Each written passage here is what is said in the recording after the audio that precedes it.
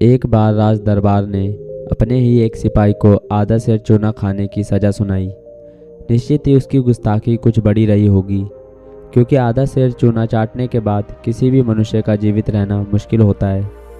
खैर, सज़ा सुना दी गई थी और अगले रोज चूना खरीद के लाकर उसे भरे दरबार में चाटना था।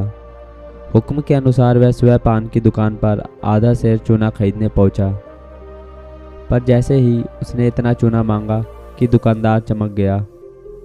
अब एक व्यक्ति और आधा सेर चूना, दुकानदार को कुछ शंका हुई, तो उसने इतना चूना एक साथ खरीदने का कारण जानना चाहा।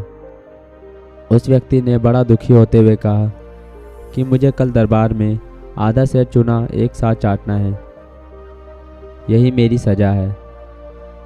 दुकानदार ने कहा, कोई बात नहीं, एक काम कर, पहले आधा सेर घी लेकर मेरे पास आ जा, शायद मैं उससे तुम्हारी कुछ सहायता कर सकूं।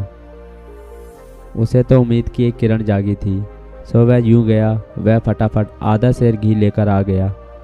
दुकानदार ने उसे आधा सेर चूना देते हुए कहा कि कल तुम दरबार में जाने से पूर्व यह आधा सेर घी अपने घर पर ही खा लेना, फिर सज़ा अनुसार वहां जाकर आधा सेर चूना खा लेना और सज़ा निपटते ही बगैर देर किए घर लौट जाना। इससे शायद तुम बच जाओ। अब डूबते को तिनके का सहारा। वह तो बड़ी ही उम्मीद लिए घर गया और दूसरे दिन उसने ठीक वैसा ही किया जैसा दुकानदार ने समझाया था। वह घर से आधा सेर घी पीकर ही निकला। उधर सज़ा अनुसार उसने भरे दरबार में आधा सेर चूना भी खा लिया। अब चूंकि चूना खाते ही उसकी सज़ा पूरी हो गई थी, सो उसे वापस घर भेज दिया गया ताकि घर वालों के साथ वह अपना अंतिम समय बिता सके। उधर घर पहुंचते ही उसने फट से सारा चूना घी के साथ उल्टी कर दिया। तबीयत में कुछ नरमी तो आई, परंतु सुबह तक सब ठीक हो गया। जब ठीक हो गया तो वह समय से अपनी ड्यूटी करने हेतु दरबार में भी पहुंच गया। अब वहां तो सबको मालूम था कि कल इसे आधा सेर चूना खिलाया गया है, सो सब आश्चर्यचकित थे कि यह व्यक्ति जीवित कैसे बच गया। देखते ही देखते बात पूरे राजमहल में फैल गई। जल्द ही यह बात अकबर के कानों तक भी पहुंची। अकबर को भी आश्चर्य हुआ। उसने ताबड़तोड़ सिपाही को दरबार में बुलवाया। उसके आते ही अकबर ने उसके जीवित रहने का राज पूछा। उसने ईमानदारी से दुकानदार की घी चाटने तथा उसके पश्चात उल्टी करवाने वाली बात बता दी। अकबर दुकानदार की बुद्धिमानी और दूरदृष्टि पर आफरीन हो गया। उसने न सिर्फ तत्काल दुकानदार को दरबार में बुलवाया, बल्कि उसे वजीर आजम के पद पर राज्यसभा में नियुक्त भी कर दिया। उस दुकानदार का नाम महेश दास था, परंतु अकबर ने उसका नाम बदलकर बीरबल अर्थात बलवान मस्तिष्क वाला व्यक्ति रख दिया।